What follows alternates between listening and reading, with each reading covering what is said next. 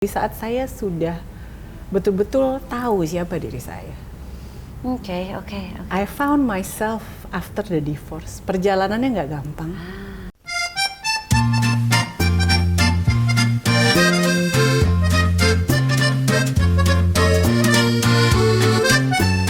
Mbak Maureen, being a single mom pasti nggak mudah, ya kan? Pasti banyak tantangannya. Cuman aku pengen tahu Mbak, pernah nggak sih Mbak Maureen mendapatkan komentar miring sebagai seorang single mom? Komentar langsung sih enggak ya Mbak ke aku ya. Okay. Bersyukur sekali memang lingkungan juga sangat suportif.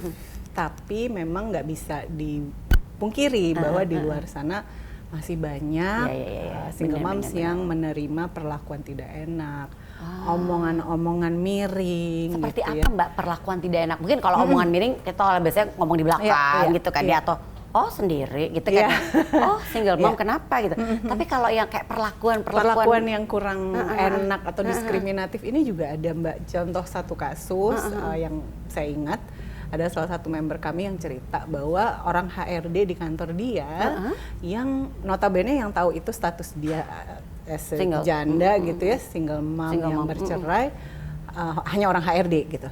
Tapi ada satu kejadian si orang HRD-nya ini ngeprint out status dan di situ terpampang status dia janda gitu. Jadi setelah itu si teman kita ini akhirnya menerima banyak, ya biasalah digoda-goda orang kantor gitu ya, diajak ayo meeting ikut yang sampai malam atau keluar kota, kamu kan janda gini-gini, yang kayak gitu juga kan nggak enak ya. Akhirnya ya dia resign gitu loh Mbak. Wow. Aduh moms, kita mau mulai percakapan hari ini di Moms Talk tuh aku masih yang kok gitu sih gitu ya.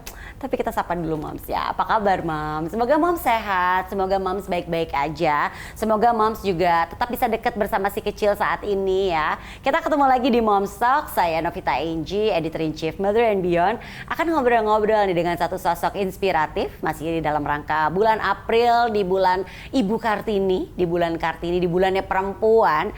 Saya mau ngobrol-ngobrol dengan satu perempuan inspiratif. Beliau adalah pendiri dari komunitas Single Moms Indonesia. Yuk kita cari tahu banyak yuk seperti apa perjuangan dan juga seperti apa tantangan menjadi single moms, dan tentunya semoga dari obrolan ini bisa membuat moms lebih bisa mungkin saat ini mungkin kondisinya moms bukan single moms ya, punya pasangan, lebih bisa berempati. Yuk kita ngobrol-ngobrol. Mbak Maureen apa kabar Mbak? Baik Sehat, Mbak Angie, sehat terima kasih. Mbak Angie gimana kabarnya? Sehat, dan saat ini kita juga di agak jauh dikit tuh ada putranya Mbak Maureen di kejauhan lagi menikmati kesendirian. Lagi jadi ABG. Iya jadi ABG ya. Mbak Maureen, let's talk about being a single mom gitu. Kita kan mungkin sekarang ini banyak moms juga yang berpikiran yang sekarang udah zaman maju being single mom. Kalau memang kita mampu, why not gitu. Mungkin kondisi tidak memungkinkan kita untuk tetap bersama pasangan kita, ya kan. Akhirnya juga memutuskan untuk I just want to stay single. Emang saya cuma pengen hidup saya tuh udah tinggal membesarkan anak aja gitu kan. Sebenarnya nggak apa-apa juga. Betul. Nah, aku mau nanya nih Mbak, sebagai founder Single Moms Indonesia, cerita dong Mbak tentang komunitas yang Mbak Maureen dirikan ini dan kenapa Mbak mendirikan komunitas Single Moms Indonesia ini. Ya, terima kasih Mbak Angie. Jadi memang Single Moms Indonesia pertama kali berdiri itu 8 September 2014. Oke. Berawal dari pain point pribadi sebetulnya. Oke. Jadi sebelum saya resmi bercerai tahun 2010, itu saya udah nyari komunitas sebetulnya. Oh saat itu? Ya. Oke. Jadi sebelum resmi cerai, sebelum pisah rumah, udah nyari-nyari nih gitu. Cuman zaman dulu belum ada komunitas yang khusus untuk ibu tunggal di Indonesia. Banyak kan zaman dulu itu tahun 2009-an itu kebanyakan forum yang di luar negeri Mbak. Oh gitu, ya, oke. Kita tahu di luar negeri emang banyak kan banyak Mbak, forum ya kan bentuknya gitu ya, atau mailing list. Saya gabung tapi nggak bisa relate karena saya orang Indonesia. Iya, kan gitu. banyak perbedaan biar gimana pun juga beda budaya ya kan? gitu kan ya Mbak Angie. Terus tapi saya nggak langsung otomatis bikin sendiri, saya berproses dulu. Begitu saya resmi cerai 2010, ya ada perjalanan pribadi saya untuk healing gitu ya Mbak. Jadi butuh 4 tahun sebetulnya untuk akhirnya mendirikan. Akhirnya ya udahlah bikin aja deh, kenapa enggak, why not gitu. Sebetulnya latar belakangnya itu gitu. Jadi bikin komunitasnya mendadak pada saat itu, nggak ada planning, nggak ada yang mimpi-mimpi besar atau apa, cuman setelah kenal dengan beberapa single mom lainnya, kebetulan terpikirlah, kayaknya makin rindu nih di hati gitu ya, bahwa we need a support system, we need a support group gitu. Jadi akhirnya saya undang 2 teman, jadi diawali dari 3 orang. Sekarang anggota kami sudah lebih dari 6.700 ibu tunggal. Wow, dalam 8 tahun? Dalam 8 tahun ya Mbak? Hampir 8 tahun. Berapa Mbak? 6.700-an. Tersebar di seluruh Indonesia? Di seluruh Indonesia, beberapa di luar negeri. Wow. Wow, ini mengejutkan banget, karena dalam artian senang mendengar. Karena tadi Mbak Maureen bilang, nggak gampang cari. Kita kan butuh support system, kita kan butuh curhat sama seseorang yang mungkin pernah mengalami hal yang sama. Mungkin kalau kita curhat sama teman, pasti teman ada, keluarga ada. Tapi kan belum tentu relate, belum tentu mereka merasakan apa yang kita rasakan. It's good to know kalau sekarang ini banyak banget jadinya single moms yang punya, they have each other, punya teman, punya support system, di mana istilahnya kayak gini deh, kalau para pendaki gunung kan pasti senangnya ngobrol sama pendaki gunung ya kan. Jadi bisa tahu permasalahannya, gimana cara deal dengan permasalahannya. Wow Mbak, wow aku amazed banget. Nah menurut Mbak Maureen sendiri nih Mbak, sebenarnya apa sih yang dibutuhkan oleh para ibu tunggal ini? Karena kan masih ini dari 6.000 sekian ibu ini kan tahu dong jadinya apa yang biasanya dijadi curhatan mereka. Terus dukungan apa sih sebenarnya yang dibutuhkan oleh para ibu tunggal ini Mbak? Ya, ini pertanyaannya bagus banget. Terima kasih banyak Mbak Angie. Tim Mother and Beyond yang bikin pertanyaan. Terima kasih. Iya, jadi memang yang dibutuhkan oleh ibu tunggal ini adalah support. Sesimpel, sederhana ya Mbak ya? Support dan empati Mbak. Kita nggak minta banyak loh. Gitu. Bahkan nggak minta perlakuan khusus yang terlalu istimewa atau gimana, enggak. Tapi kita ingin diakui bahwa kita sama kok seperti ibu-ibu yang lain. We're no different than other mothers gitu ya Mbak. Kita sama-sama punya struggling parenting gitu ya, sama-sama berusaha menjadi ibu yang kuat untuk anak-anak gitu. Sebetulnya struggle-nya sama, cuman bedanya ya kita melakukannya cenderung sendiri gitu ya Mbak. Iya, that's the point gitu. Maksudnya gini, membesarkan anak aja dengan kondisi orang tua yang berdampingan aja berat gitu dan nggak gampang. Betul. Dan tentunya makanya tadi Mbak Maureen bilang yang dibutuhkan tuh support sebenarnya. Support, iya betul. Jadi mungkin sesederhana bahwa kita nggak lagi menggunakan kata janda dalam konotasi yang negatif gitu ya. Jadi sekarang kan masih sangat disayangkan ya Mbak Angie ya, bahwa kata janda ini sebetulnya satu kata simple yang sangat powerful, yang bahkan punya kekuatan marketing di belakangnya gitu ya, yang kadang-kadang masih digunakan oleh beberapa brand untuk gimmicks gitu ya, itu masih ada gitu ya. Harapannya sih dengan kita mengedukasi ya Mbak Angie ya, dengan banyak diskusi seperti ini, kita bangun awareness gitu ya, jadi banyak orang yang tersadar bahwa sebetulnya yang dibutuhkan adalah support, bukan dijadikan bahan bercandaan, dijadikan memes yang disebar di media sosial gitu ya. Jadi memang itu yang dibutuhkan, support. Rata-rata pasti kondisi di mana akhirnya seorang ibu menjadi ibu tunggal itu penyebabnya pasti rata-rata mungkin perceraian dan kematian. Perceraian, kematian, kemudian di anggota kami juga ada yang single moms by choice Mbak. Jadi mereka yang tidak menikah ya. Kalau kita berbicara tentang yang menjadi ibu tunggal tuh karena meninggal dan juga perceraian, tentunya kan mereka akhirnya mengalami satu momen yang mungkin bisa menjadi pengalaman yang traumatik gitu kan betul. Ya. Pengalaman yang nggak gampang gitu kan. Itu pasti kan butuh waktu untuk healing, untuk recover. Nah, ini kita boleh nih pakai kata healing. Healing yang sebenarnya ya kan Mbak. Betul, Mbak. Wah, butuh recover gitu kan ya. Nah, menurut Mbak Maureen nih, sebenarnya untuk ibu tunggal tuh gimana sih cara melewati momen-momen yang tadi kita sebutin itu loh Mbak, bisa melewati dengan baik supaya bisa heal and recover dengan baik. Karena kan kita pasti nggak mau dong Mbak meninggalkan trauma atau luka batin, karena kan kita tahu ya trauma dan luka batin itu pasti berimpact dalam kehidupan kita.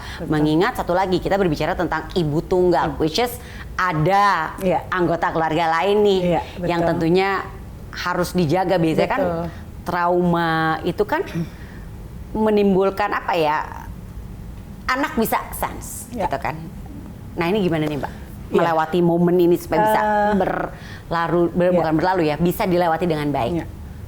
Mungkin yang pertama saya sering pakai analogi ini Mbak, bahwa kita ingat kalau kita naik pesawat, Mbak Enji pramugari selalu bilang kan kalau saat masker oksigen turun, we need to put it on ourselves first. Jadi yang pertama memang kita harus menyelamatkan diri sendiri dulu. Baru bisa kita menyelamatkan. Baru kita bisa menyelamatkan anak kita gitu, dan orang-orang terkasih lainnya gitu. Jadi yang paling penting memang kita harus bangkit. Caranya gimana? Dicari cara yang paling cocok karena healing ini, proses healing yang seutuhnya, yang sebenarnya gitu ya Mbak ya. Ini kan sangat personal. It's a personal journey. Nggak ada one size fits all. Nggak seperti kita beli baju gitu ya. Jadi dicari. Kalau misalnya saya dulu macam-macam saya coba beragam cara lah Mbak untuk healing.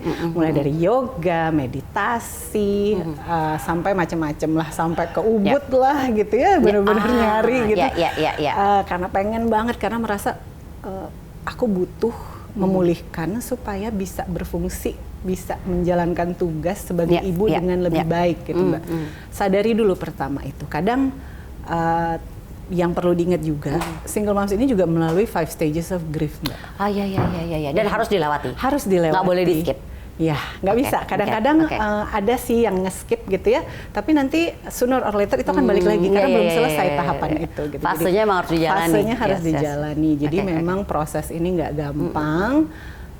Bisa dibilang jatuh bangun, tapi percayalah di ujung sana kalau kita sudah tiba di titik di mana kita nggak lagi melihat ke belakang dengan penuh kemarahan, kebencian. Ini kayaknya mesti digarisbawahi. Melihat ke belakang dengan penuh kemarahan dan kebencian, lalu Mbak? Dan bisa melihat ke masa depan dengan penuh pengharapan. That's when you know you are healed. Iya sih. Di saat kita sudah bisa melihat ke belakang tanpa kemarahan dan kebencian, tapi melihat ke belakang sebagai apa ya? Melihat bahwa yang terjadi di belakang di masa lalu kita itu sebagai satu journey dalam kehidupan kita yang membuat kita bisa seperti saat ini dan maju ke depannya dengan lebih ringan ya Mbak ya. Betul, karena kita udah nggak bawa bagasi masa lalu kan. Itu yang paling susah ya Mbak tentunya. Itu berat, tapi memang harus dilalui. Bagasinya juga harus dibongkar, dititip, dibuang boleh gitu ya Mbak kalau mau. Karena tapi kan kalau kita pikir analoginya, kita jalan sambil nenteng sesuatu yang berat. It's not fun. Ya. Tapi kalau yang tentengan ini yang di pundak kita taruh, kalau kita sudah sanggup, silahkan kita bongkar, dibersihkan gitu ya Mbak ya. Jadi kita lihat kayak tadi ya, ngelihat ke belakang, kemudian bisa berterima kasih untuk pembelajarannya. Emang nggak gampang prosesnya tuh. Saya juga mengalami sendiri kayak yang di awal kalau ngelihat muka mantan suami rasanya pengen, kayaknya Ambonnya keluar gitu Mbak.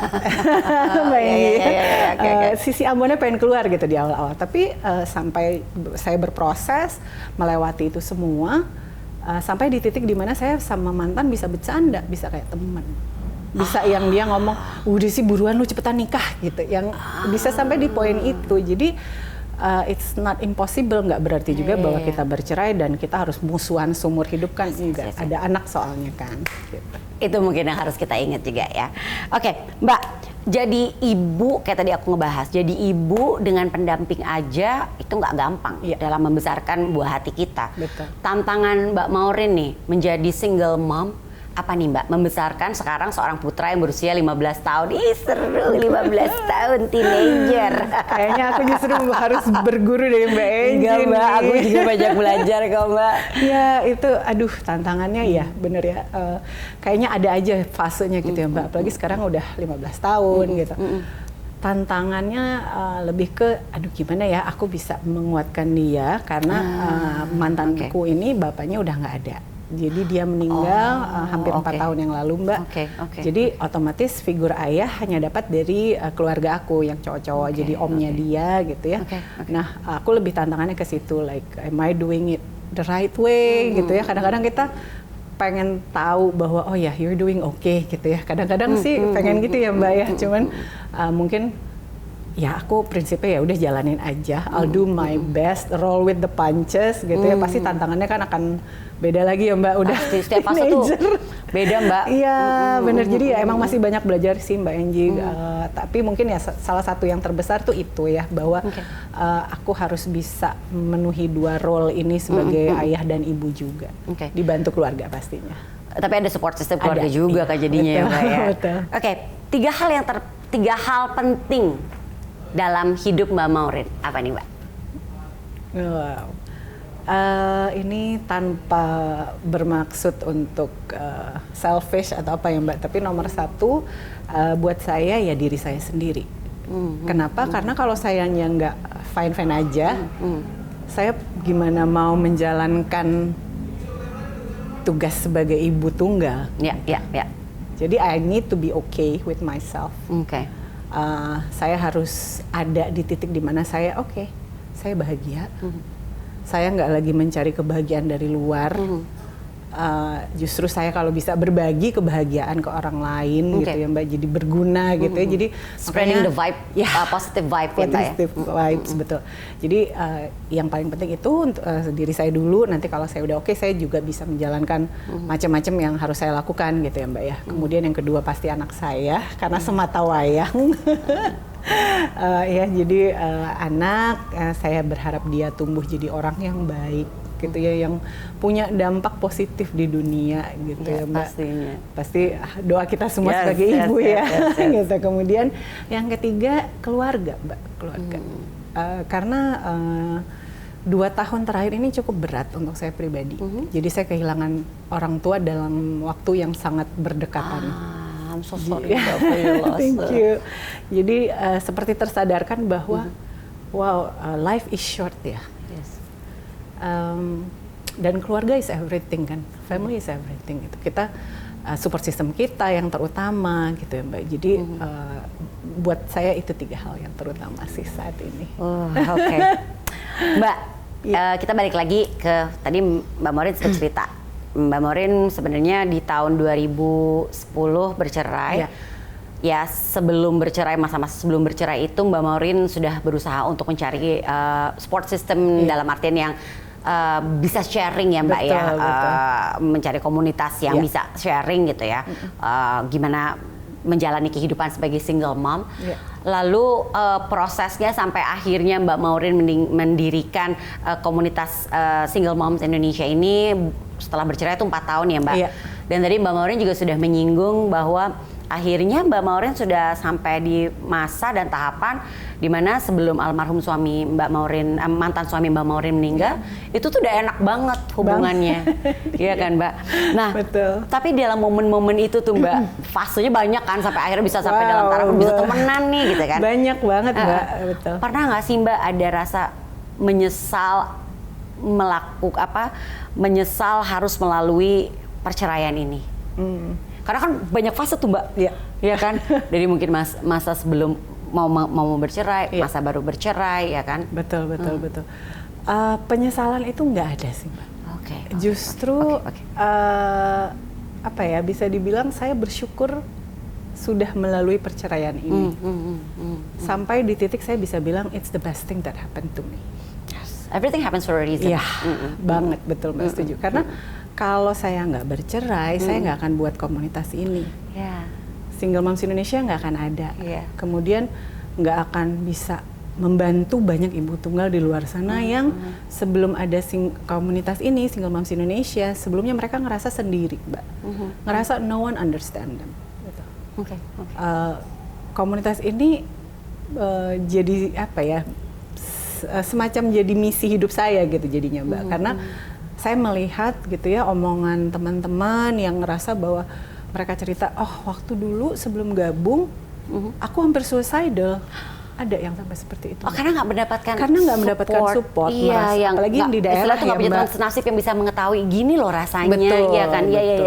Betul. Jadi mendengar satu orang dari 6.700 ini yang cerita seperti itu ya Mbak, itu buat saya kayak yang ya Tuhan ternyata ya, Ya, apa ya, yang ya, saya ya. lalui gitu ya, ternyata ada manfaatnya untuk orang lain gitu. Ada juga anggota yang cerita gitu, teman-teman yang cerita, Mbak, dulu waktu sebelum saya join SMI, saya tuh bawaannya berantem terus sama mantan. Oke. Nggak bisa co-parenting. Tapi setelah gabung di Single Moms Indonesia, saya baru tahu ada istilah co-parenting.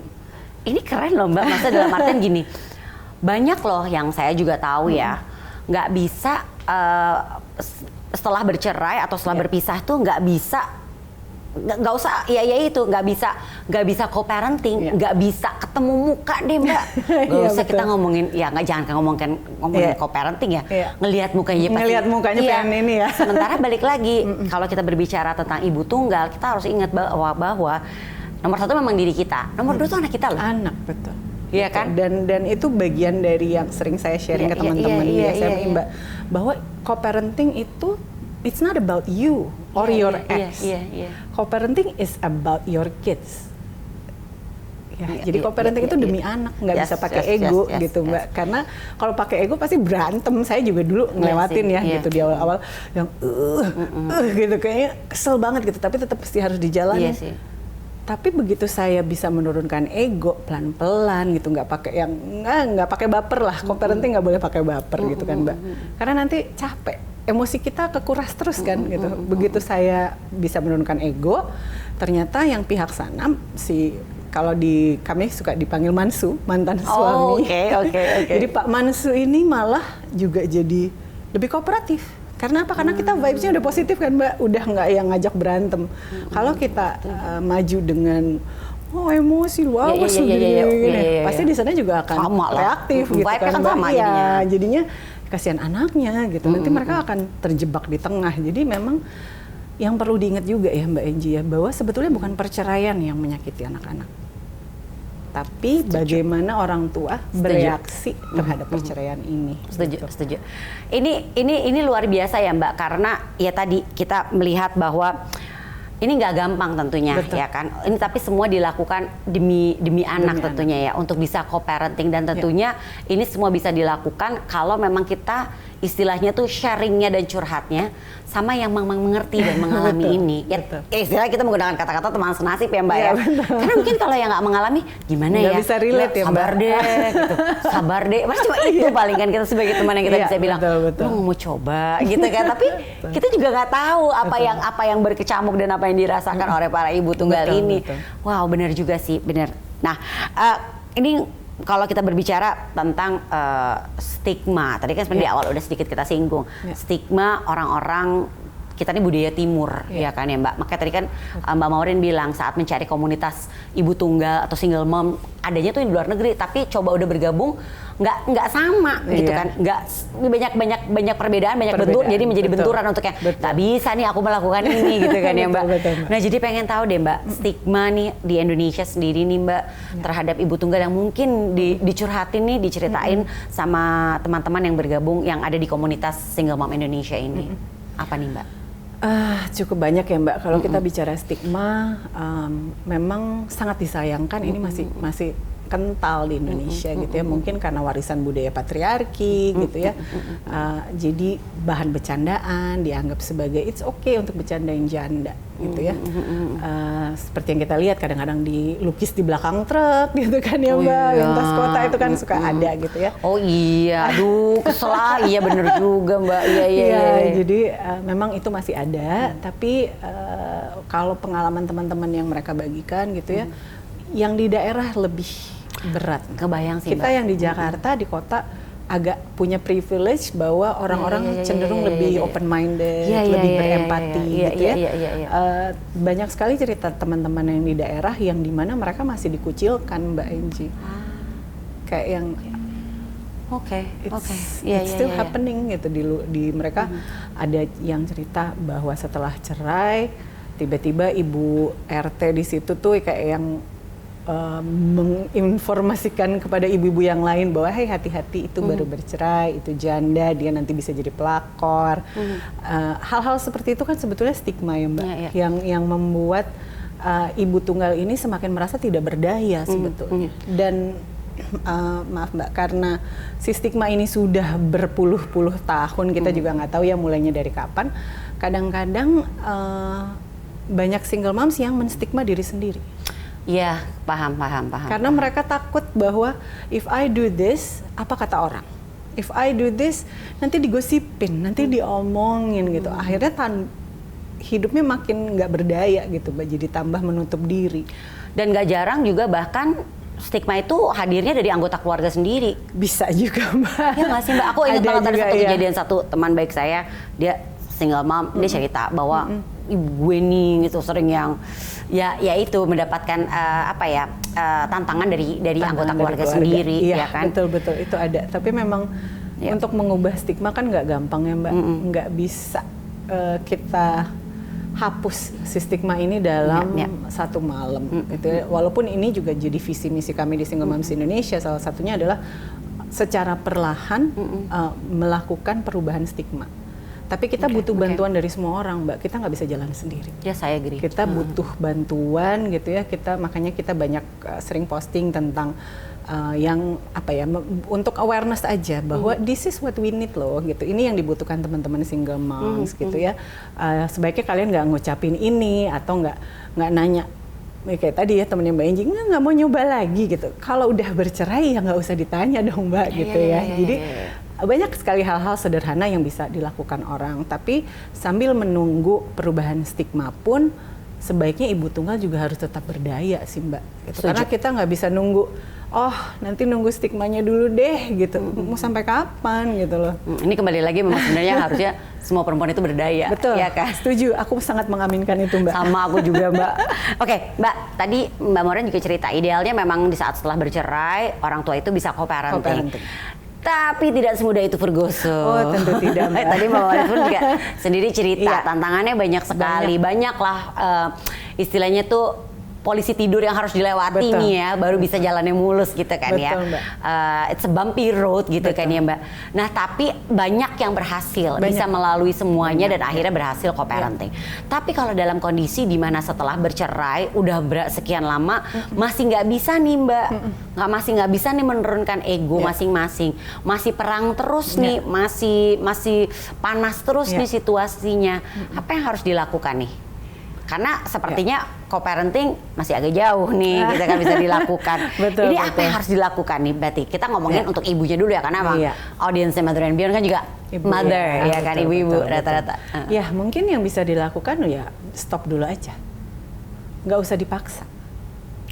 Karena butuh kerjasama dua belah pihak kan Mbak. Kalau hanya ibunya yang berusaha terus, tapi bapaknya nggak mau terlibat, akan melelahkan, akan menguras energi.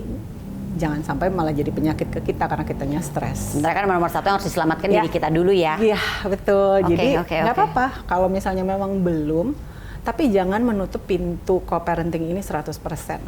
Jangan digembok gitu ya Mbak. Karena kita nggak tahu suatu saat Tuhan mungkin melembutkan hati Pak mantan suami, terus tiba-tiba dia menghubungi, pengen ketemu anak dan pengen co-parenting, itu kan bisa aja terjadi ya Mbak. Dan ada juga beberapa anggota kita yang mengalami hal seperti itu, tapi memang jangan ditutup gitu, karena biar bagaimana itu adalah hak anak juga kan. Mbak, maaf ya Mbak ngajak ke masa lalu lagi nih Mbak. Gak apa-apa. Saat Alex nih putranya Mbak Maureen yang usianya 15 tahun ini, waktu itu kan berarti masih usianya berapa tuh pas waktu perceraian? Pisah dia belum genap, belum 3 tahun Mbak, masih 2 tahun lebih. Kecil. Berarti kan pasti masih dapat tuh pertanyaan. Iya kan, pasti bertanya dong, ya kan Mbak. Karena kan berarti kalau udah gede tuh udah mulai nangkep, ya kan. Kondisinya udah ya udah nggak usah ditanyain deh, udah tahu kok gitu ya. Tapi kan kalau anak-anak kecil, apalagi mereka terbiasa dengan melihat ada sosok papahnya di rumah gitu. Waktu itu pasti bertanya dong Mbak. Nah aku juga pengen tahu nih gimana caranya Mbak Maureen menjelaskan saat itu kondisinya kepada Alex. Karena kan ini bisa juga jadi buat para moms yang mungkin saat ini sedang melalui fase akan menjadi single mom, menjadi ibu tunggal. Ini kan pasti yang kepikiran pertama, nanti kalau anak aku nanya bilangnya apa ya, gitu kan. Apalagi kalau anak-anaknya masih kecil. Masih kecil, betul. Tapi memang penting ya Mbak, menurut aku, ini menurut pandangan aku pribadi ya, bahwa sebaiknya kita jujur dengan anak. Walaupun masih kecil Mbak? Walaupun masih kecil, tapi ada tapinya nih Mbak. Oke. Jujur di sini bukan berarti kita membuka semua aib Pak mantan. Oh iya. Enggak. Iya, paham. Jujur di sini dalam arti kita menjelaskan ke anak dengan bahasa yang bisa dicerna anak sesuai dengan umur dan kemampuannya mencerna informasi Mbak. Gitu. Contoh pribadi, karena waktu aku pisah anakku masih kecil, aku nggak bilang mama dan papa bercerai gitu, karena dia konsep bercerai belum paham. Iya. Masih kecil berarti 2 tahun ya. Ya, yang aku bilang adalah, oke, sekarang kamu sama mami tinggal di rumah oma, di rumah opa, daddy kamu tinggal di apartemen, karena memang waktu itu mantan saya tinggalnya di apartemen. Saya bilang, nah sekarang kamu punya 2 rumah nih. Saya emphasizing untuk hal yang positif. Saya nggak fokus ke bapak kamu nih. Gitu. Dari awal memang saya minta juga dengan keluarga inti bahwa tolong, saya tahu mereka juga sakit hati dan kecewa, tapi jangan mengucapkan hal-hal yang tidak baik ke anak, gitu ya. Nah itu Mbak, jadi di awal saya ngomongnya seperti itu. Saya bilang bahwa oke, kamu sekarang di sini, tapi nanti kalau weekend kamu boleh nginep. Kamu dijemput sama Dedi gitu ya. Tapi pasti belum terlalu paham ya Mbak? Belum. Nah, usia berapa tuh saat itu Alex mulai bertanya dan pertanyaan yang sesungguhnya nih gitu? Iya, karena memang dari awal aku niatnya itu udah terbuka sama dia ya Mbak ya, untuk menjaga komunikasi gitu. Pertanyaannya semakin dia besar semakin complicated. Pasti. Dan karena dari awal aku sudah terbuka, jadi aku menciptakan lingkungan di mana dia ngerasa nyaman untuk ask me anything. Itu yang penting banget kan Mbak. Supaya dia biar nggak nanya ke orang gitu. Aku mikirnya gitu, bener. Mendingan dia nanya aja langsung gitu kan. Dan aku juga selalu bilang, kalau kamu mau nanya aja ke mami ya, nggak usah bingung, nggak usah malu, nggak usah ngerasa bahwa ini too much atau apa, nanya aja. You're free to ask me anything. Jadi kita buka pintu komunikasi dari kecil gitu ya Mbak ya, dari awal, dan pelan-pelan memang akhirnya dia paham gitu. Kalau nggak salah umur 11 tahun dia sempat nanya, why do people marry the wrong person? 11 tahun Mbak, paham aku soalnya, udah mulai paham pertanyaannya kan, bikin keringet dingin gitu kan. Gitu. Tapi memang fasenya mungkin seperti itu ya Mbak ya. Aku bukan ahli parenting, tapi mungkin anak-anak semakin mereka dewasa semakin berusaha untuk mengerti apa yang terjadi gitu ya. Jadi ya akhirnya aku cerita sama dia bahwa ya kadang-kadang memang orang memilih pasangan itu bisa salah juga gitu. Jadi sampai dia sekarang sih nanyanya paling lebih banyak ke memori ayahnya karena udah meninggal kan ya Mbak ya, kayak yang dulu Dedi sukanya apa, jadi keeping his memories alive, lebih banyak ke situ sih Mbak. Tapi untuk mungkin moms di luar sana yang bingung gitu ya, mau menjelaskan ke anak gitu, nggak apa-apa, diajak ngobrol aja, tapi gunakan bahasa yang sederhana supaya anaknya juga tidak merasa ini loh Mbak, kalau kita bohong ke anak dalam rangka melindungi, biasanya kan banyak ibu-ibu gitu ya, aku nggak mau ngasih tahu, aku cuman mau melindungi, tapi anak nanti akan punya ekspektasi. Punya pengharapan bahwa one day papaku sama mamaku akan balik lagi. Tapi nggak kejadian, akhirnya dia sakit hati. Jadi akan ada trauma juga gitu ke anaknya. Mbak Maureen, ini perjalanan Mbak Maureen sekarang ini being a single mother atau ibu tunggal tuh berarti udah berapa tahun tuh Mbak? Dari 2010 ya Mbak? Sekarang 12 tahun. Yes, udah 2022, lupa, aku juga lupa ya.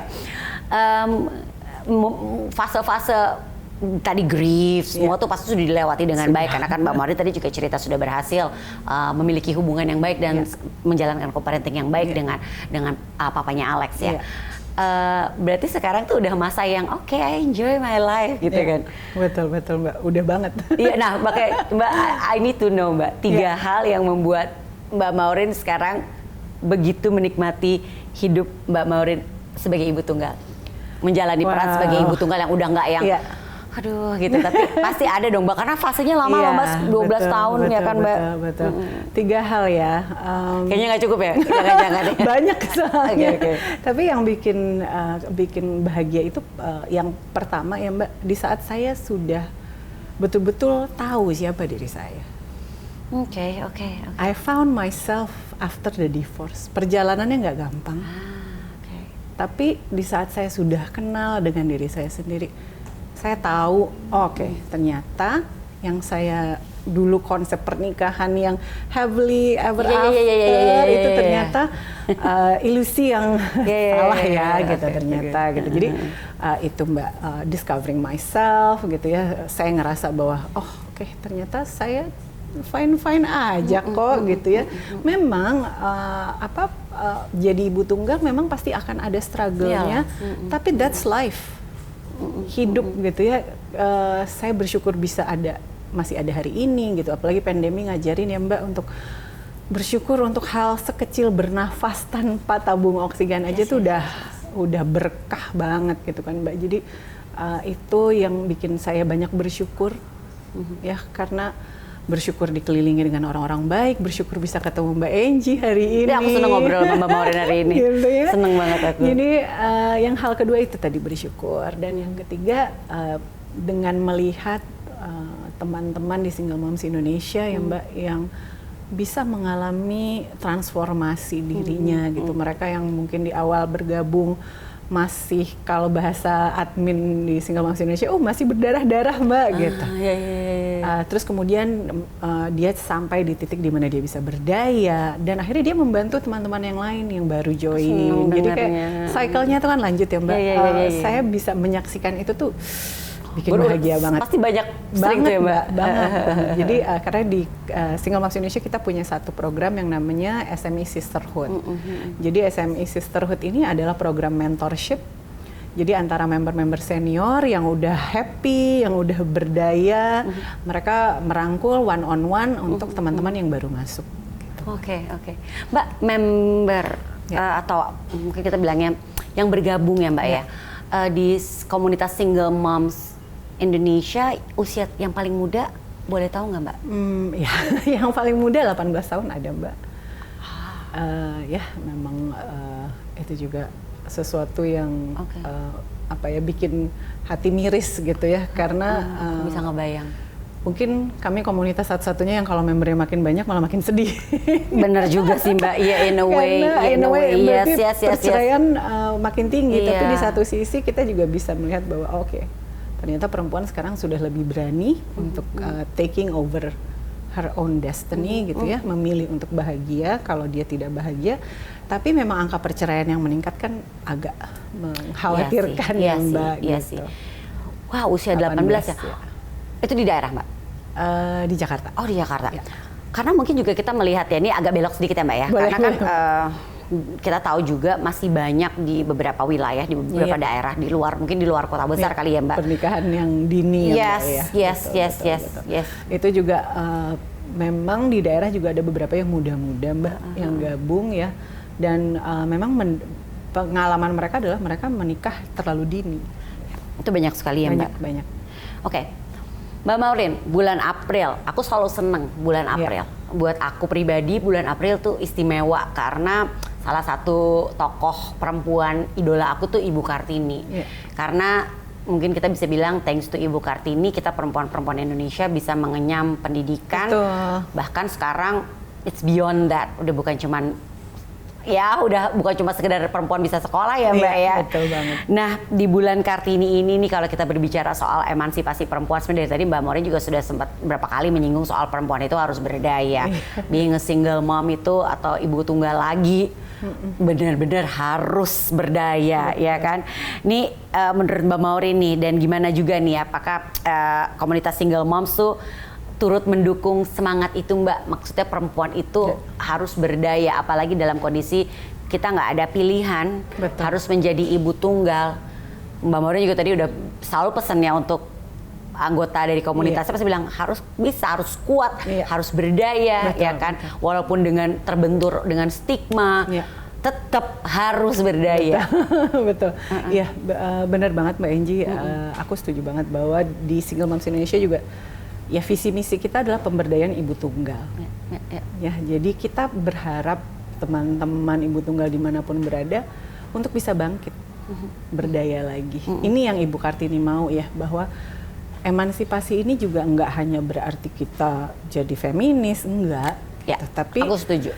kita bagaimana kita bisa berdaya sebagai perempuan, kemudian nggak cuman sampai di titik berdaya ya Mbak, tapi menurutku kita punya PR untuk mengajak anak-anak, mendidik terutama ya anak-anak kita, laki-laki dan perempuan mengenai kesetaraan gender Mbak. Gitu. Setuju. Itu yang penting sih, supaya apa? Supaya mereka nanti yang bisa jadi penerus kita kan. Yes. Mereka yang bisa membawa perubahan-perubahan yang mungkin kita nggak akan ngelihat, tapi paling nggak kalau kita tanamkan bibitnya dari sekarang, pada saat mereka besar nanti bibitnya akan berkembang. Gitu Mbak. Wow. Satu pertanyaan lagi boleh ya Mbak? Boleh. Sebagai penutup nih Mbak. Ini mungkin pesan dari Mbak Maureen untuk para moms yang saat ini lagi menyaksikan Moms Talk, mungkin baru melalui atau baru masuk ke masa menjadi single mom atau ibu tunggal.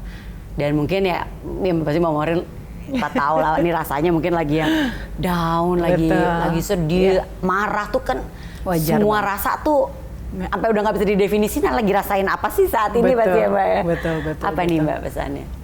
Mungkin pesan saya untuk teman-teman yang baru saja menjadi ibu tunggal, jadi single moms, please know that you're not alone. Bahwa ada kami, ada komunitas Single Moms Indonesia yang memang bertujuan untuk menjadi tempat aman, menjadi rumah aman di mana teman-teman bisa saling menguatkan, bisa saling mendukung. Dan yang kedua, mungkin pesan saya, dijalani saja prosesnya, nggak gampang. Proses healing ini sangat nggak menyenangkan lah, nggak ada proses healing yang menyenangkan gitu ya. Tapi dijalankan dengan keyakinan bahwa semuanya akan baik-baik saja. You'll be fine. Semua akan baik-baik saja, semua bisa dilalui, apalagi kalau mungkin bisa memiliki teman curhat yang pernah mengalami hal yang sama kan pasti kita jadi dapat apa ya, kekuatan juga. Mbak, satu lagi ya Mbak, boleh Mbak? Aku penasaran satu hal lagi Mbak. Dari komunitas, dari anggota komunitas Single Moms Indonesia, akhirnya ada yang keluar nggak Mbak? Dalam artian mungkin statusnya udah nggak single mom lagi. Aku jadi penasaran nih. Iya. Ini salah satu pertanyaan yang selalu ditanyakan orang Mbak. Oke. Tapi nggak apa-apa. Memang kalau di kami nggak ada peraturan bahwa kalau anggota menikah kembali mereka harus keluar. Nggak ada peraturan seperti itu. Karena kan udah sisterhood Mbak, iya. Gitu loh. Ya kan udah ngerasa punya teman senasib, udah punya saudara nih. Betul. Kan? Justru sejauh ini nggak ada yang belum ada yang live sih Mbak. Maksudnya selama hampir 8 tahun ya komunitas. Tapi yang menikah lagi ada? Menikah lagi banyak, ada. Tapi mereka masih stay karena mereka merasa nyaman tadi seperti yang Mbak Indi bilang ya udah kayak keluarga. Dan justru mereka bisa membagikan insight-insight yang baru tentang pernikahan kedua gitu. Karena kan pasti ada challenge yang tantangan yang beda ya Mbak ya. Jadi senang aja gitu aku ngelihat mereka saling berbagi, masih terus jalan walaupun statusnya udah menikah. Iya, sebenarnya jadi kayak bisa dibilang bahwa mungkin yang tadinya kayaknya udah patah semangat, kayaknya masih ada hope, masih ada harapan, masih ada orang baik gitu ya di luar sana. Jadi nggak perlu menutup pintu hati dan bisa sharing juga mungkin. Gimana caranya untuk membuka hati kembali ya Mbak ya. Betul, itu yang dilakukan Sisterhood-nya tetap terjaga. Wah, seneng banget dengernya. Mbak Maureen, thank you so much untuk sharing kita hari ini, untuk ngobrol-ngobrolnya kita hari ini. Jadi tahu banyak, kita juga jadinya tentunya walaupun mungkin saat ini kita juga dalam kondisi yang lagi sedih seperti tadi Mbak Maureen bilang, kondisinya lagi baru menjalani sebagai ibu tunggal. Ini kita udah tahu lah harus kemana, dan juga buat para moms yang saat ini juga memiliki pasangan, kita juga bisa melihat ibu tunggal itu dengan lebih apa ya? Jangan ada stigma lagi deh, jangan dipandang sebelah mata gitu lagi ya Mbak ya. Kita harus benar-benar menyambut tetap dengan merangkul mereka, ya kan, membesarkan hati mereka, ya kan, dan tentunya juga menguatkan mereka karena tentunya perjalanan yang mereka alami tidak mudah. Dan thanks to komunitas Single Moms Indonesia, mereka jadi punya support system lagi yang mengalami hal yang sama, jadi bisa saling curhat. Dan tentunya mungkin nggak apa-apa juga kali kalau kita mau tahu banyak tentang teman-teman dari komunitas Single Moms Indonesia to support them. Terima kasih sekali lagi Mbak Maureen, selamat Hari Kartini ya buat Mbak Maureen. Dan juga terima kasih buat Moms semuanya yang sudah menyaksikan Moms Talk edisi hari ini. Sehat selalu, sampai jumpa.